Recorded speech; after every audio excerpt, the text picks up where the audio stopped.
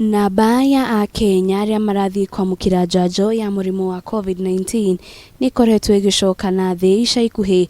Undu uyu ugicungiririo ni kuregerio kwa imwe ya mikana iria yagathikitwo ni thirikari ya kuhurana na gutherema kwa murimu wa COVID-19.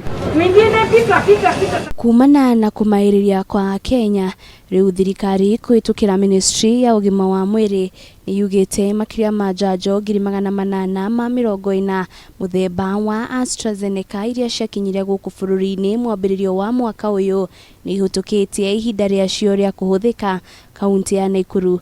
Ario iri na namba nene ya njanjo iria irikitie guthuka na irugameire njanjo 35,790 ikirumirirwo ni Busia na njanjo 27,980 Kajiado, njanjo 25,770 Kakamega iri na njanjo 12,870 na kaunti ya Kwale iri namba 5 na njanjo 11,730. We have a standard operating procedure where by the 10th of every month we require counties to give us their stock status from the facilities. The facilities report to the counties and the counties report to the National Ministry of Health. And in that one they tell us how many vaccine doses they used, how many were wasted and how many have expired. Riu kaunti ni ciuritio kwambika kambeini cia kuhinyiriria muingi gukorwo ukiamukira njanjo ici kuona kuri na njanjo ingi mirioni 1 muthemba wa Johnson & Johnson itanyitwo guthuka gwikinyira tariki 14 mweri ukite niguo kuhonokia wanangi wa njanjo ici. We at the Ministry of Health are working with county governments and partners to do everything possible to ensure that the vaccine doses we have been utilized before expiry. Government acquired J&J are not at risk of expiry. I want to assure Kenyans that. In fact, so far 897,000 doses have come in country.